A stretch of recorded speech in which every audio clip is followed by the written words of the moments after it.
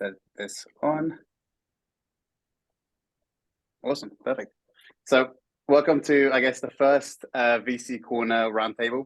Today I have the pleasure of being joined by Jens, Robin, and Ernst, who obviously all have been featured on previous episodes. Hopefully everybody has kind of chimed in the past and had a look at essentially the episodes that I've discussed with them.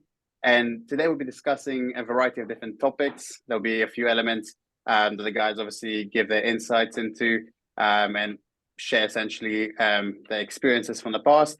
First kind of topic we'll be discussing will be essentially do's and don'ts for either early stage first time founders or even repeat founders from the guys' experience. So Robin, do you maybe want to kind of kick us off with your experience, essentially stuff that you've seen founders doing good in the past, stuff that you've seen founders maybe have done better, and any kind of advice that you can give for people starting out? I don't know. I most recently, so this morning I had a discussion with the founder in our portfolio, and I think the don't was that she scaled. She had GMV and ARR, and to some certain point, she was able to scale and make more revenue, but the core product, the recurring part, was not really there yet. And then she was scaling the team and everything and having a higher burn rate, but the core product itself wasn't there yet. So I think it's important, and here's the do and the don't in the same answer, right? But you rather just pick something that you love, that you're passionate about, than try to have a small team, rather low burn, work very efficient, and try to figure out the product market fit first, and don't scale too early. And over the last 5 years, especially in 2021, having seen companies in the US raising over 100 million with less than $1 million ARR and all of these things, you saw people scaling too early, hiring too early, all of these things. And now, luckily and thankfully, over the last year, I've seen, and when people talk about vintages and why there is a great performance into 8, 9, 10, 11, and why this is maybe great vintages again, then I think it's a core DNA that you learn during these hard times. Rather be like this under pressure coal, you become this diamond gem. And yeah, with a small efficient team, you create this product market fit first, and then you scale it up. And I think this is important. 100%. I mean, Ernst and Jens, is there any kind of points that you guys also, from your experiences, kind of seen essentially do's and don'ts, or even off the back of what Robin just said as well? I'm guessing you guys probably had some similar kind of or close to experiences in your ventures as well. Well, first of all, I think the point that Robin just made is very valid. And it's also very difficult for the team of a startup, to balance, the speed of basically the product, the development on the one hand side, and the market exploration on the other side. But I would totally agree with Robin. First focus on the product and then approach the market, and of course in parallel develop further the product. I had also recently some discussions with some startups, and I find that in principle the general management is neglected. Many startups focus very well on the product development on the one hand side, and then of course on sales on the other hand. But the entire company, where basically simple common sense is needed, to manage the company. I see a lot of deficiencies there. In particular, when the startup has hired the first, let's say, 15, 20 people, and then goes to 40 people, I often see that the chaos prevails that the initial startup had. And I find this a do and a don't also together. Get the processes right, focus on general leadership, And of course, this is not so easy, because it is easier when you have some experience in management, yeah, how to do it, than when you are 28 and you jumped into this fantastic opportunity. But yeah, I think this general management issue is one of the top of the list of do's and don'ts. Yeah, no, I totally agree. I think there's a lot of things that come into it, and I'm guessing Jens as well. You probably have some insights to share. Yeah, no, and I'm just smiling when what Ernst was just saying. It's I just have two cases where we exactly on that point, and I think Robin hit it. If the product isn't there, then you will carry that from C to A to B series, and then it will so distract you from everything else to do things. So maybe two other points. One of that what we discussed in our joint session in London a couple of months ago. The one what I see very often is that if you have a product-driven, a technology-driven company, which is great, and then to mirror what Robin said is, okay, if you have your product in order, many companies underestimate the importance of sales. And just say, oh yeah, or sales, yeah, we do that, or we can, and nowadays we can almost outsource that and do whatever social media marketing, give that to an agent. We have at great engineering driven companies who almost saw sales, oh yeah, this is like this nasty dirty thing, we don't want to deal with that, and they told us, oh, we outsource sales to an agency. That doesn't work. So if you want to grow, the product is obviously the most important thing, but I think as a founder, somehow you need to find yourself in a situation where at the end of the day, when the deals become bigger, you will be salesman number one. There will be times where people want to see the founder or the CEO, whatever it is, and that's underestimated. And the second is when you grow, and that's probably more for later stage, when there is whatever 1, 3, 5, 10 million ARR, things somehow work to what Ernst points out is that the companies don't grow in their organizational strength and then just stay the slightly chaotic startup setup you have when you found, which is normal, but that you don't leave that part. And I would say one thing which I would urge everybody, just as a founder or CEO, leave your ego at the door. You need to be proud of what you do, but we've seen so many people who said, oh, now we are successful and we do 10 million. I said, yeah, but you still burn $1 million a month, and this company has never done any money. And what we see then, that they think, oh, they are the greatest, and then start hiring B. And when they bring in people that I always say, I'm in the wrong room when I'm the smartest person in the room. They hire the best people you can, and if you are a founder, you want to surround yourself by people which are better than you, and don't have your ego staying in the way there. I think that's a very I think it's a very valid point, and I had put down a note before we started here with this session, and I said, stay humbled and don't be arrogant. Yeah, that's also, I think, a very important point. And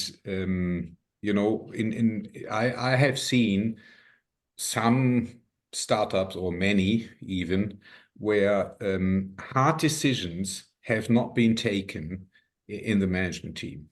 Yeah, and so the organization was built around the founder team, who had significant management weaknesses, and in the end it didn't work. Yeah. So when you are a founder, when you are a fantastic R&D guy, or know what you are able to do, what you can do, what you can't do, know your strengths, your weaknesses, and find the right long-term role for you in that organization. And just to add on that, if the person I'm talking about will know it, and then I have to say I love him for that. He raised the company to like 15 million, and then we got in with the first 200,000. And the company was at a 15 million. He said, hey, honestly, I don't want to deal with that shit. I'm an engineer. And he hired himself a chief developer, hired himself a CEO and a CFO, and basically is an engineer in the line now, is happy as a pig in the mud every day, and said, hey, I'm so happy I don't have to deal with these fundraising bullshit with steercos or whatever. I can just do my job. I'm a developer. He still owns 80% of the firm, but he leaves these guys completely to themselves, run the company. And I think that takes a lot of balls to do these decisions. Smart guy. 100%. No, 100%. I think there's a lot of things that people can kind of take from these essentially do's and don'ts. I know a lot of the people that signed up as well for this webinar are actually people I've spoken to in the past who are like considering, oh, what if I ever started my own company? What if I wanted to go about this? I guess another thing that would be really interesting for a lot of people that would be listening would be, what kind of do's and don'ts would you guys give suggestions to people who haven't yet conceptualized a company, if you will? They have a solid idea. They want to take it to essentially maybe an investor, or maybe essentially to build a founder team, or however, maybe kind of taking that first step. Is there any kind of recommendations you guys would have for people like that? Don't do it.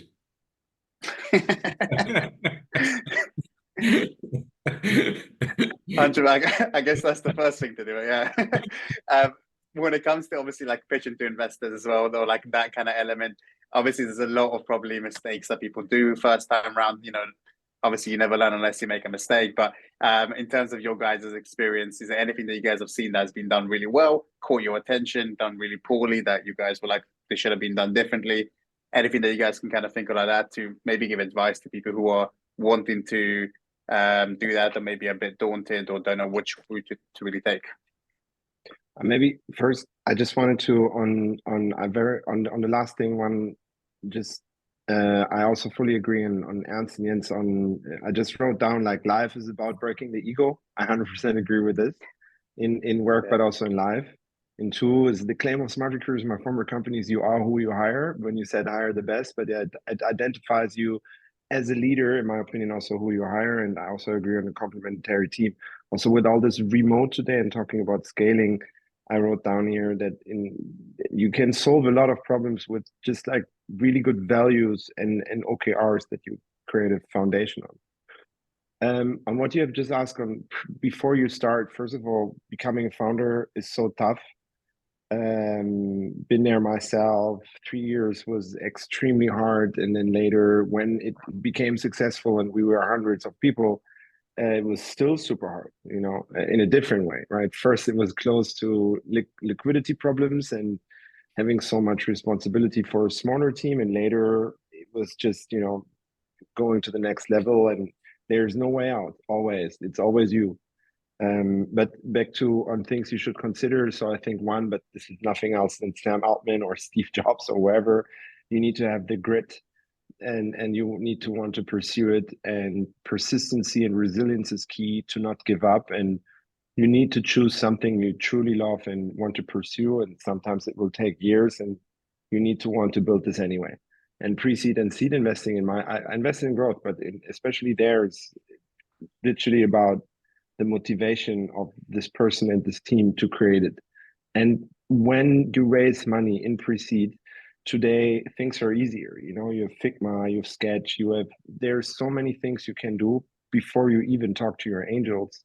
You can have a complementary founders team, you can do entrepreneur first, accelerators. There's so many programs, there's so much stuff before you even need to approach a pre-seed venture capital firm. You can have an MVP ready, you can have apps ready, you can outsource stuff, you can have LOIs from customers, you can have design partners, you can have part of the product already.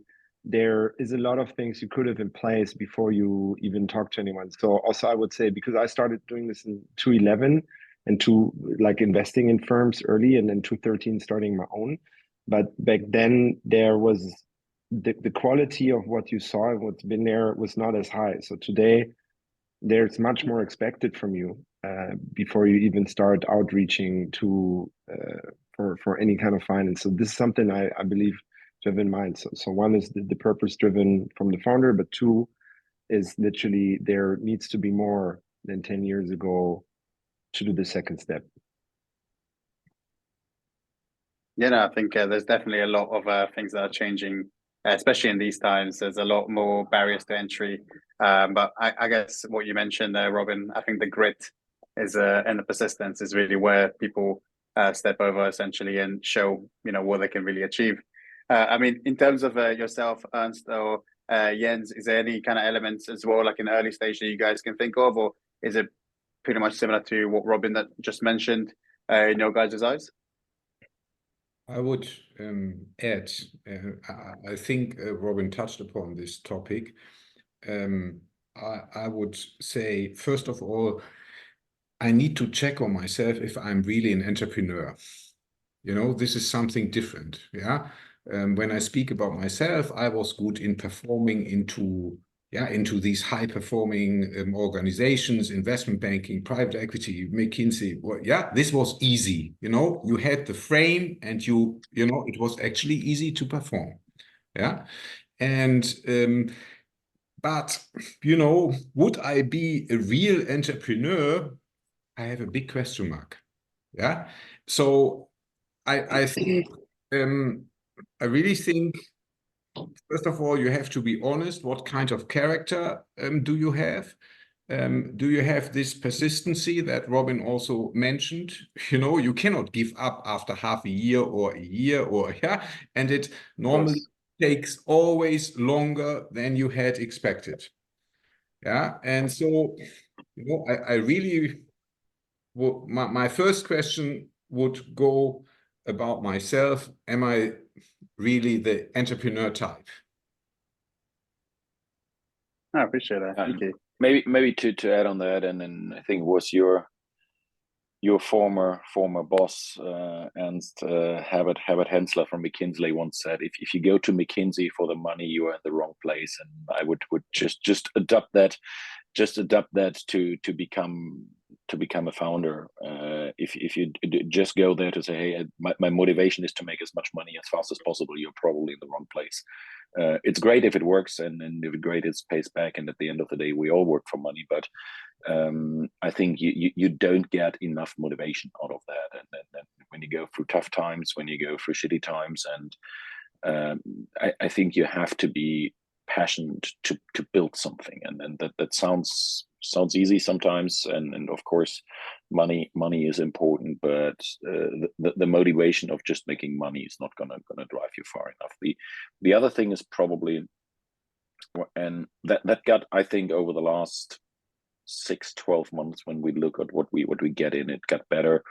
The 22 has probably done a little bit of cleansing, and post-pandemic time was good for that. The complete, I haven't seen a complete bullshit business case in the last 6 months anymore. What came in was somehow okay. So I think we built something and get an insane value for something which just isn't a business case. And then that's probably the thing where I would start challenging myself as a founder with two things before I start: is A, do I really solve a problem? Is this really just sometimes we think, and I had like 10 ideas, maybe said, oh, we should build a company about that. But then I had to admit to myself, yeah, there's probably 12 other people in the world who have that problem, even if I have that problem. And then for me, it is a real problem. And the second thing is what we have seen be, and then I think especially now after the whole tohuwabohu we have seen around Gen AI,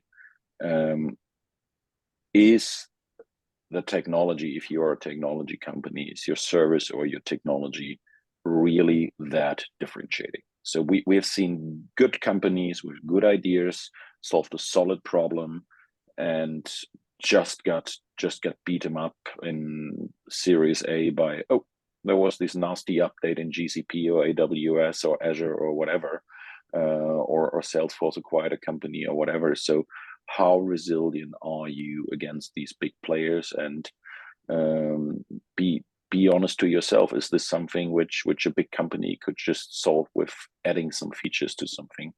and having the dream, oh yeah, then we could be the one who can get sold to AWS or Google or Microsoft. Yes, those things happen, but then you have to be really good, and then you have to ask yourself, okay, am I really better than if I want to charge 500 million for my company? Does a GCP or Microsoft make the decision? You're 500 million better than our engineers if we invest ourselves in that, and be really self-critical about that. Yeah, definitely. I think there's a lot more kind of reflection and a lot more elements that people have to take into account, especially when building a company now. I think one of the things you mentioned is also route to exit and those elements that you have to obviously consider. Even if you have a great idea, there's a lot of things that kind of come into play. So I guess there's a lot of things that, especially if you're a first-time founder, if you've been through it and you know a little bit more about your doing, it's a little bit different, I'd say. But if you're a first-time founder learning the ropes from ground zero, there's a lot to learn and a lot of mistakes to be had, I guess. Yeah. And that's probably the advice. Get some good angels in from the very beginning. Get people in who got a bloody nose themselves before. And I always say the only value I can add is this: just prepare you from the mistakes I have done. You don't have to do them again. Well, I agree with this very much. It's now people ask me on the solo GP thing, what I'm doing here, what's the differentiator, right? And there's probably many things, but one thing is for sure that of all the VCs you see, I think less than 8, less than 5, I don't know, there are several statistics have been founders before. But definitely if you can, and I agree very much with you, Jens, if you have opportunity to bring in value at angels and structure the cap table around this, I would always do this. And with all the founders who are more experienced right now, they try to push down the lead VC a little on there because they all want to have a certain amount of ownership, but they try to decrease this. And they speak very transparent with them and they say, we want to have a maximum amount to bring in value at people who have been there themselves because we need their support. And it's something very American. In American VCs, you have this anyway, but it's not so much in Europe. So as a founder, I think you need to make sure to structure your cap table in a way you have many of those ideally who you can spar with and who can mentor you or support you and be this friend. Yeah, and maybe just adding right on top of that, there's a couple of those in the last months. If you get a good angel, then usually the angel tries to have not too much shares. And we had a couple of situations where we were coming into Series A or Series B investment and looked at the cap table, and the founder honestly got just screwed by the angel investors. And then we had founders who had like 20% left or whatever, and there were angels who took 40% of the shares and did a meeting a month or something like that because they were the only ones who were giving the money at the beginning. So be careful in your angel setup. And again, if you have a really good angel, that would be somebody who knows that and who would not be greedy, but make sure that your cap table does not only work in the beginning, but also has to work in Series A, B, and C. And if you have no shares anymore there, then no VC would touch you anymore. I saw this Trade Republic story with Harry Stebbings from like last week, where the guy gave up 75% in his first round, right? And then they had to fix it later with Keanu. I think I do agree. It's very hard. You can always fix it, but it's very hard. Yeah. I think that kind of leads us to, I guess, the next kind of point we discuss. And I know all three of you, when I spoke to you guys individually, during when we recorded our podcasts, were quite big on this. And it's obviously education and mentorship for founders that you're working with or investments that you're part of. Essentially, Jens, like you mentioned, bringing the experience that you've been there and done that, and kind of going forward in that regard. I guess when it comes to education and mentorship for you guys specifically, everybody has their own route, I guess. Everybody has their own way of, I guess, providing the insights and that kind of help to the founders in their team. What elements would you guys really look to instill in the founders that you're working with? What kind of mentorship approaches do you guys really kind of take with your portfolios and companies that you're essentially looking to potentially work with as well? Maybe I can give it over to Ernst to to kind of begin for us. Okay, thank you. Well, you know what, I focus on those do's and don'ts that we have mentioned earlier. Yeah, I focus on internal processes. I focus on team dynamics. Yeah, and also I try to push them to having the most possible transparency with respect to their finances. Yeah, those are the topics in one particular case where I have invested. I'm pushing very hard. That's awesome. I mean, yeah, and Robin, in terms of your guys' self, is there any kind of other elements that you guys really focus on, whether it's a repeat founder or a first-time founder, that you guys really look to make sure they have to get these elements right? We have to make sure these elements go according to plan. I mean, I'm now a VC, so I'm doing this full time, and so I have built like a network around it, right? I have 100 operators that I would connect you to. So whatever the topic is, there's someone who would support you. However, if you speak with me, it's probably leadership, OKR values, setting up the company right. It's obviously because of Smart Recruiters and having worked in HR and TA for 10 years, it's a talent acquisition and everything around HR and TA. And then personally, when I worked there, what I ran was comms marketing, sales, like everything that's go-to-market, GTM, up to customer success. So, and then last but not least, fundraising. I think all of these things are stuff that you could talk with me. And then last but not least, me as a friend. I think I'm the person, if you go into your board, because I don't take board seats anymore, I only, but purposely, because I want to be collaborative with other investors, do follower tickets. I want to be that person, that the most trusted partner. So you would call me before you go into your board meeting. That's kind of the idea. And then for everything else, I would connect you with the operator network, which could be things that I couldn't answer, right? From architecture, tech, product roadmaps, and so on. There's people who are way better than me that I would connect you to. But this is in particular where I jump in. I think it's often founder to founder talk and someone who's been there themselves, because yeah, Smart Recruiters is going to 100 million ARR and profitable, and in the US, and you know, having raised 200 million as a founder myself and 250 million as a GP, there's things where I just the pitfalls that Jens mentioned earlier are things you want to avoid and things you want to do. I think I can help to a certain point, but everybody's also on a different stage. Already some progressing faster, yeah. So it's different things. Maybe last but not least, I think because every fund has different edges, right? And my personal edge, and that should be unique, is like Elad Gil in America, where I want to support you end to end. So not only from pre-seed to seed or A, I want to support you from pre-seed to, you can call me in 8 years from now and we can talk about pre-registration rights for IPO. That's kind of the idea. But for that reason, I do it ad hoc. I'm not in the board and it's not regular. You just call me when you need me.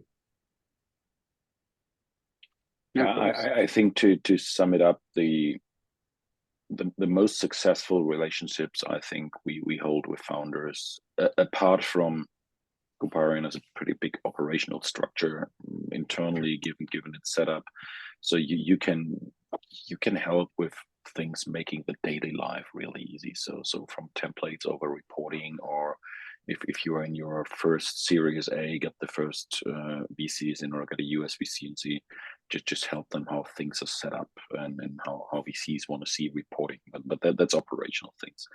I think that the most important thing is really be the trusted person to the founder, and be the one person, and then that's probably then again getting back to the ego part, who can call bullshit on things. So founders who have their 150 people are becoming this, and if they're successful, becoming these little rock stars.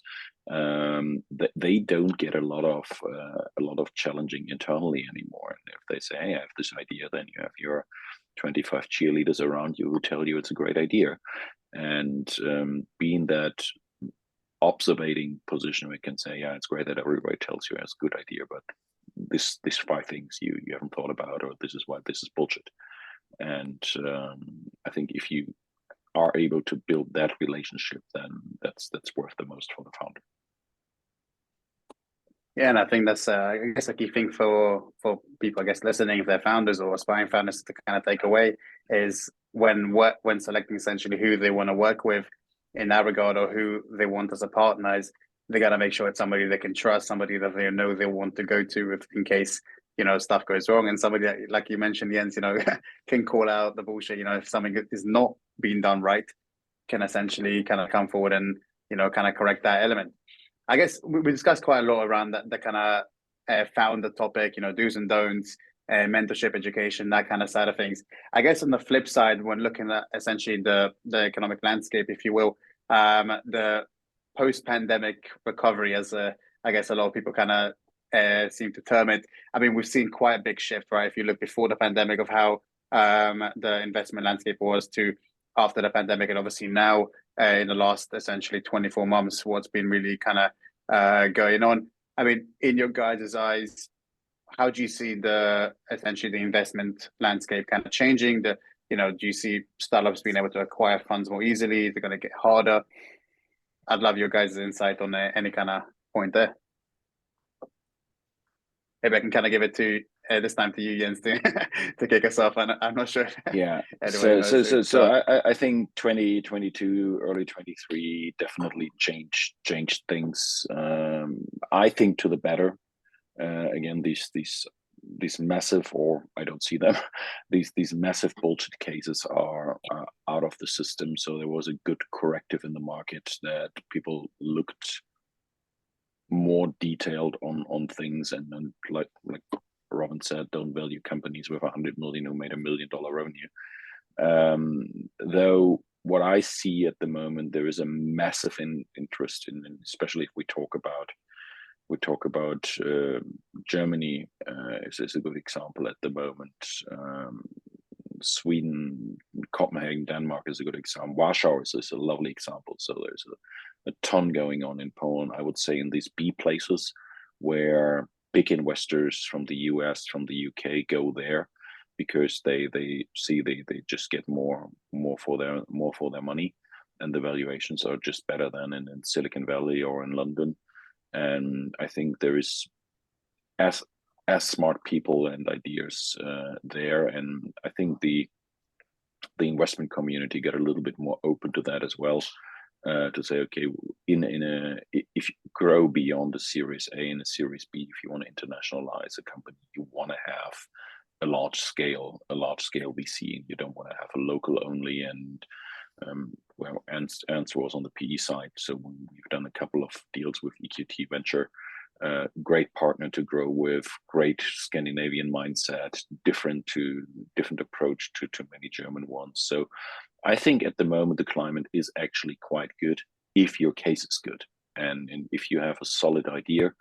And I have a little bit the feeling that it even became easier to get international players in like these. I don't want to call Germany a B country yet, but it's not London, it's not New York, it's not Silicon Valley, but there is definitely high appetite there to invest. And with the whole, at the moment, somehow crazy economic climate, I think it's a really good time now to do your fundraising if you have a good case. I mean, for me, I started this Robin Capital, did my solo GP last year without an anchor and without anyone, just okay, let's do it. And it went not as easy as I thought. It was a tough year. It was a really tough year. I think it was the worst year in comparison in like 20 years of venture capital. And raising the fund was pretty hard. And so as I speak to all these LPs, where ultimately the money is trickling down, right? There's a certain ripple effect. And you also saw how slow it went from 22 to 23 on valuations. first it hit everything that was close to IPO. So you had all this pre-IPO market, and I'm invested in Algolia. And in the secondary market, I saw like markdowns, and there you saw it early. But then it would hit the next one. Oh, if they don't pay, maybe Series D and C, we don't pay anymore. And growth was completely stuck and didn't move. And then it started to affect Series A. And then it rippled down finally to seed and pre-seed and valuation. And there I very much agree with you, Jens. It was very good for the market that this craziness went away. And then also because public market multiples in ARR B2B SaaS ratio from 27 went down to 6, 7, 8. And you saw a 60% of decrease within 4 weeks. Cloudflare, HubSpot, all of these companies, when Datadog, and then recently even Adyen last year, went down, and now they're all coming back and growing into their valuation, but in a healthy way by actually having the right, FTE ratios, EBITDA driven, and so on, and becoming real companies. So I think I agree with you very much. It's the right thing. And now in forecasting, where I see the most of my personal fundraising, I'm still fundraising. So one thing is the interest rate, and we foresee that they will decrease, right? Number 2 is global environment. I think where we don't know what will happen, and Trump is elected, and Israel, Palestine, and Ukraine, Russia, and Taiwan and China. But all of these massive uncertainties are kind of okay until something bigger would happen. But people figured that they can handle what's there right now. And then the other part is liquidity events. This is not happening. I foresee maybe October this year, we'll start IPO markets opening again, not as fast as hoped. I think it was just together very much correlated with the interest rate. And then last, and this is why things are moving, and also I see it again on the LPs, they are now reaching out to me after 1 year of nothing. Now everybody wants to talk, and I'm happy about this. And the reason is public-private ratios. So all of these guys, all of these family offices, all of these institutional investors, they have these public-private ratios. I mean, you guys know this, but talking to whoever's listening, when they were 30% down, then they had too much ownership. And now that these companies are doing better, and the Nasdaq and S&P is up, very much NVIDIA driven for S&P, but also all the other ETFs and so on. Now they can foresee, we are from 2021 October, we are now back to plus 5%, 10% on whatever we have invested that month. And now they are like, okay, that's cool. So they can foresee end of the tunnel. And for the first time, even they had the money and they had the cash, they are willing to invest in now. So since literally 2 weeks, I see willingness where people are aware. It's often also fear, right? There's fear in the market. There's also this index for it. And then nobody is moving. And now I see people are moving. And then I think unless something happens, it could again become like a good ripple effect. And then with decreasing interest rate, we can be in another amazing vintage that will then be starting. I don't know when bear market is, but that all said, I'm super happy that I somehow managed to raise this little small thing last year, because I had opportunity, and we talked about it earlier, to invest in these companies. And it's so, sorry, I have to make one last anecdote, but I have this former investor, Rajiv Batra. He's a partner at Mayfield, and Mayfield is one of the oldest VC, if not it's for sure the oldest in the Bay Area, Mayfield Partners. When he speaks, he's like this Buddha, I love him for this very wise person, a little bit older. He's in the firm for 20 years before he was VC too. And he always talks about companies like a wine cellar, like as if he had a bottle. And he understands very, very well how vintages work and when to hold money back and when to invest it. And I'm happy I was already able to deploy last year, because these firms and entrepreneurs have been working very tight, very efficient. And the DNA that they have created last year and this year, I think they will never lose this DNA over the next 8 years and 10 years building the company. So with this, they will run through the good terms, but being efficient continuously. So I'm happy I was at least be able to, and I hope I can raise more to deploy more this year, because then again, at some point, multiples will go up again. Sorry for the very long excursion on where I see the markets are going, but I think end of the game, we are back slowly into a positive trend for now. Fingers crossed. Yeah, that's awesome. Yeah, hopefully we'll see some positive trend. Ernst, I'd love to hear also maybe if you have any other points that you think you can add to what Jens and Robin also mentioned. Yes, I think, I think, of course, VC investment, is an established asset class now. 20 years ago, it was much less, of course, also 15 years ago, and it is an established asset class, but everything depends also a bit on the overall investment climate, and this is very volatile, and nobody can really foresee what is happening, where the mood is heading towards. And I don't remember that we ever had a time with so much geopolitical uncertainties, and basically every day could something terrible happen. I mean, of course, we don't perceive it at this because we have adjusted to the risk, but the risk is still there.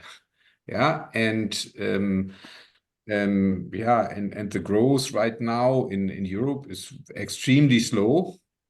China basically also no growth, although they always come up with their 5%.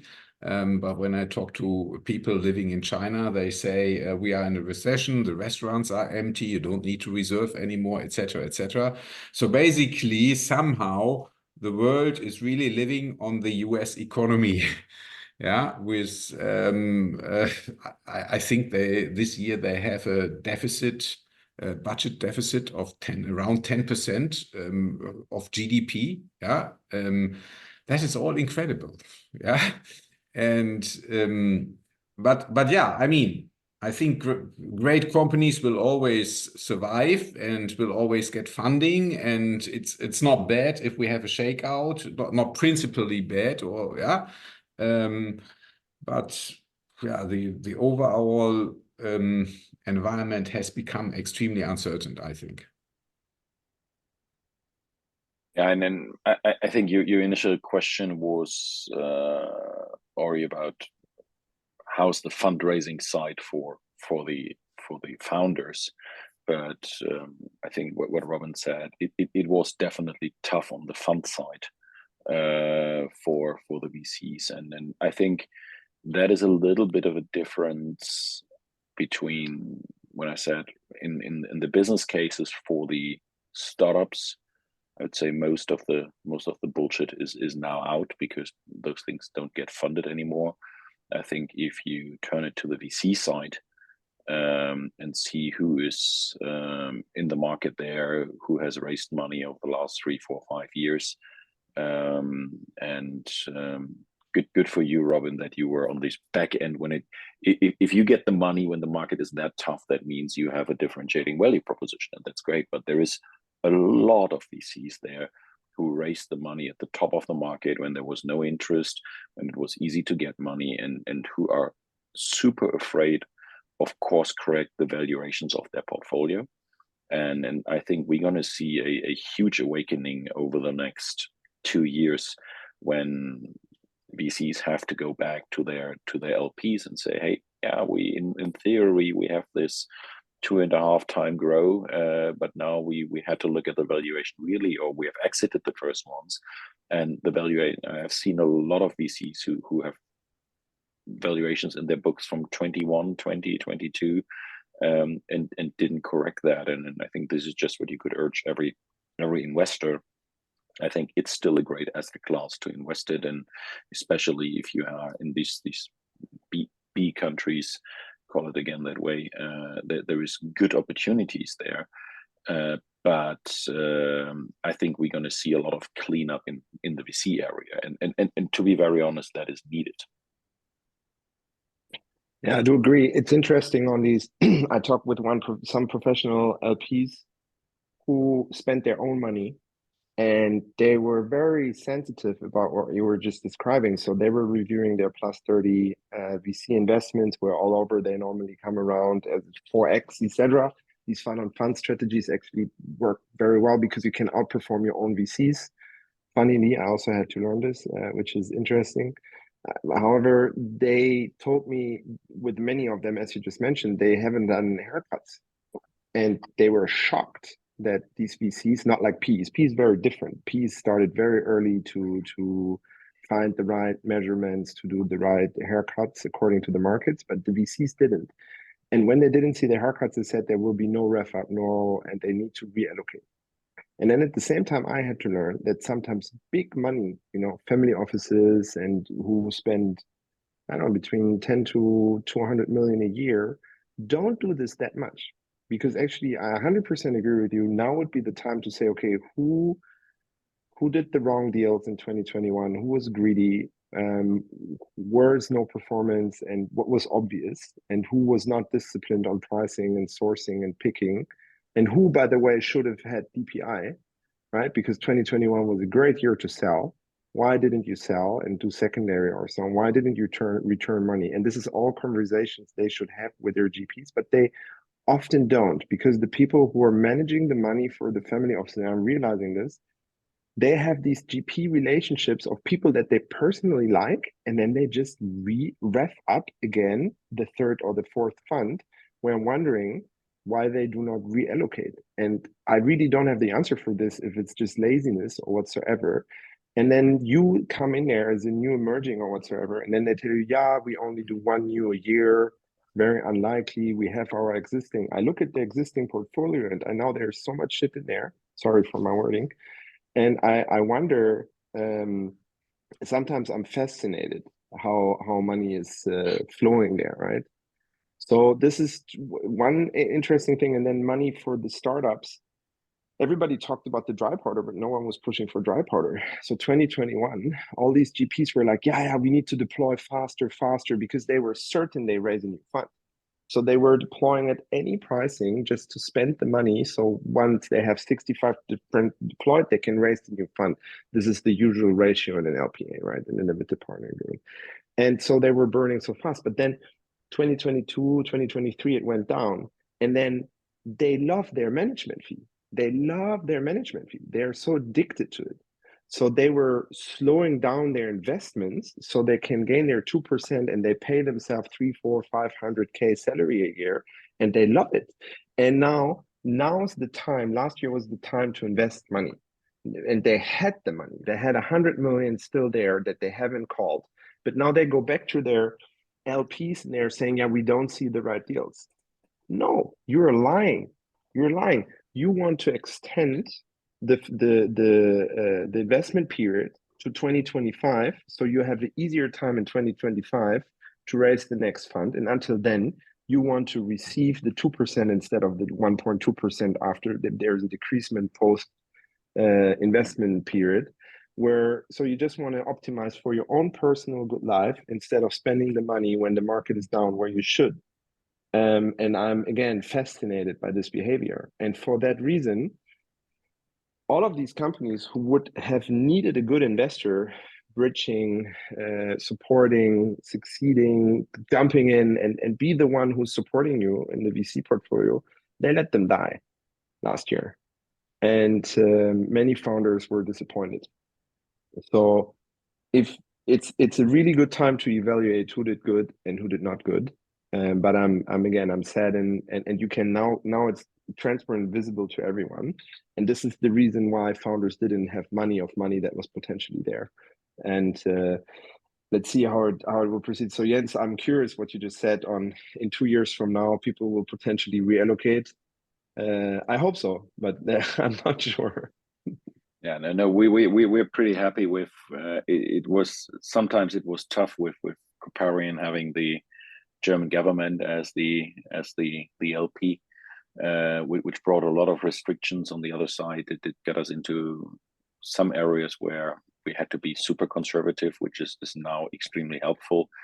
But on the other side, you're exactly right, and I think especially that's probably the only bubble we see at the moment is now that these special funds coming up, investing into AI, which I think is definitely right, and we are at the moment focusing on that as well at the moment. But you see, to what Robin, to your point, you see people just senselessly throwing money on cases when there is somebody saying, hey, it's an AI case, and that's so I have to correct myself. Probably that's probably the only thing where we see a lot of bullshit coming in, where people just relabeling their companies or the business cases to say, oh, now we're an AI company and we're worth 10 times as much.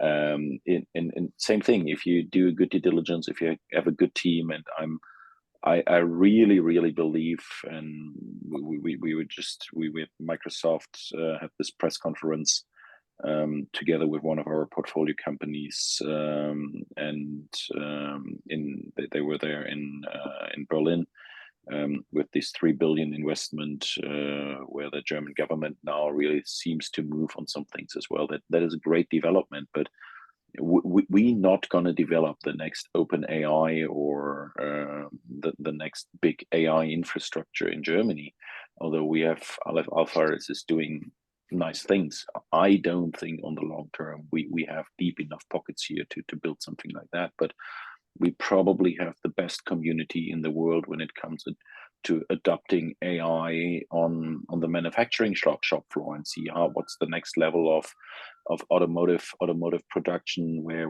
AI really helps. So using AI in very specific use cases, I think, is a huge market, and if these cases are good, then but we have seen funds who said, oh yeah, we're gonna do an AI fund, raise 100 million. I said, okay, what's your concept? What's your idea? Oh yeah, we're going to do an AI fund raising 100 million. And there was nothing behind it. And yeah, those things will definitely clean up in the next 24 months. Yeah, I think there's definitely quite a lot. I think we discussed this as well previously, at least myself and Jens, about the AI topic and companies branding and stuff like that. I guess last kind of follow-on question, just a bit conscious of our time, but last follow-on question, I guess for all three of you is, obviously post-pandemic recovery, there's going to be quite a lot of cleanup. There's a lot of companies that are going through this kind of element, but there's also, like all of you mentioned, good use cases will get the funding, right? If you have a good idea, if you have a good backing, and you know what you're doing, you're gonna find the funding. The market is not that essentially empty for people who have a good concept. Is there any kind of like technology specifically that you guys are really excited about? I know Gen AI and AI is a massive topic, and I think that's like something that's grabbing everybody right now. Is there anything kind of smaller for you guys that you guys are really excited about, that you're seeing on the market? Maybe companies doing something a little bit outside the norm that really kind of steps to you guys? Maybe I can start with you, Ernst, this time. I think Robin is best positioned to answer this question. He sees the most cases, probably. Yeah, I had invested into a restaurant technology case, which wants to offer basically all software systems for a restaurant in one application, in one tool, and that runs very well. So I don't know, I'm not a technology guy. I don't know where the future technology has the best potential, but I think even existing technology could deliver new use cases. 100%. I mean, Robin and Jens, is there any kind of elements in your guys' experience that you guys have seen? I don't see so much, right? I'm a solo GP now, so I maybe see 100 deals a month, which is in comparison to when I speak to my VC peers who track like everything, have thousands of deals a year, not as much. What I can say, by coincidence, I came back from holidays and I had to transfer in Zurich, and I sat next to my good old friend Johannes Reck from Get Your Guide. And we were talking about it, and obviously I reviewed a lot of climate tech deals, and we talked about waves and what's on vogue and what's cool. And I was never the guy who would have then said, okay, I make a climate tech fund or whatsoever, because you at one point there, all these carbon tracking API, whatever the thing is there. You cannot go to the next level unless it's hardware. I had a talk with Albert Wenger from Unisquare about it. When you really want to do climate tech, it's rather, so a friend of mine, Reno Visage, he makes no state VC 250 million growth climate tech fund. This makes sense to me. But another pre-seed seed climate, just because it's easy to get LP money for it, because everybody loves to invest in climate, but it's very hard to find companies that actually can make 100 million ARR with it on a software only base. So to me, this is something that is likely not going to work out. And then I very much agree with Jens that AI is something that I believe is real. And now the question is just, I also agree there, if Sam Altman wants 8 trillion, or maybe you shouldn't start a semiconductor firm in Germany, because it takes so much capital. And you give Aleph Alpha, then there's Mistral, right? All infrastructure layer, and Tomasz from Theory raises and Solo GP 200, I don't know, 50 million, 200 million for 16 lines into infrastructure. I think this can work. But more importantly, on AI, there's enough, and I agree again very much with what Jens said, there is enough stuff you can build on this application layer. And now I'm dividing it in 2 things. One is the feature. So with Get Your Guide, they already have features in AI they can do themselves. You don't need to create a company for it. Well, I see thousands of AI agents where you have customer support or claims for insurances or compliance and all of these, which is maybe features that then DataGuard could who's already existing could add this to their tool they have already in compliance. Zendesk could add an AI bot to customer support. Everywhere I go, I find an opportunity to build this feature, and you cannot have customers as fast. But here it comes. On an enterprise level, I don't think that's true. On an enterprise level, they are to a certain extent helpless. And I know of one of the big 4 who now gave 8 million to, I believe, Accenture in a certain country to create them AI bots on these enterprise levels. So if you think of Celonis or your iPad, this kind of entering, right, land and expand, we create you this product, and then we will expand with you. And it's like high ACV enterprise AI sales on an application layer. There's hundreds and thousands of opportunities of building companies, again, that can make 100 million ARR by selling 200K ACV to $1 million ACV and more, building products that are needed. Jens gave the example in manufacturing and maybe automotive, and there's 100 more. And this is very big. The thing here is that the entrance barrier is not super easy because it's often complex. And you need to be able to sell enterprise. So you need to figure out who are the right teams who can build this. Because I see all the time people building AI, trying to bottom up, scale fast thingy, but I think they will crush at some point. So I'm rather looking for those who are eating the mud, who are in the mud and eating the shit. I don't know, but like who are willing to set themselves up early for enterprise sales in AI. And I'm personally excited about this. I have invested in 1 company who does this full time, and 2 companies where it's somehow part of the deal now, just because it's there. That's awesome. Yeah, maybe if you, and then I completely agree with everything you said, Robin. I think these opportunity on use cases, whether it's in the professional service industry, manufacturing, or whatever, is huge. And to the earlier point, it makes the startup pretty resilient against the big infrastructure players. Microsoft or Google is not going to go into a big 4 and gives them a AI-based application to improve the audit cycle. That's way too niche for them. And the Accenture might build a solution, but if you are the SaaS company who says, okay, let's take GCP, let's take AWS, let's take OpenAI on Azure from Microsoft and build those kinds of applications. These going to be the winners, and they're going to get the heck of support from these large infrastructure players because they're going to create the burn on AI, and that's what they want. If you elevate it up, I would say super optimistic on three areas of business, and unfortunately slightly pessimistic on one. What you mentioned as well, Robin. I think the whole ESG and sustainability thing has been overhyped. There's a lot of goodwill, and we should do more there. But I've seen very little really differentiating use cases. Yeah, we don't need the 98th carbon measurement, carbon control reporting solution. That's going to be covered by the big ERP players anyway. But there are some differentiating ones, like I said, going into hardware. But what we see, unfortunately, and we as a society, we should do more there. The companies just invest the bare minimum to be compliant. 80% of the companies I know say, hey, yeah, we need to invest into ESG, but I exactly going to invest what I need. That's it. So from a pure investment perspective, I think that's tough. The one I'm super enthusiastic about is manufacturing. And when you look at I think we're going to see the decline of the economy and trouble in the economy in China way faster than we think. This is not a 5-year or 10-year thing.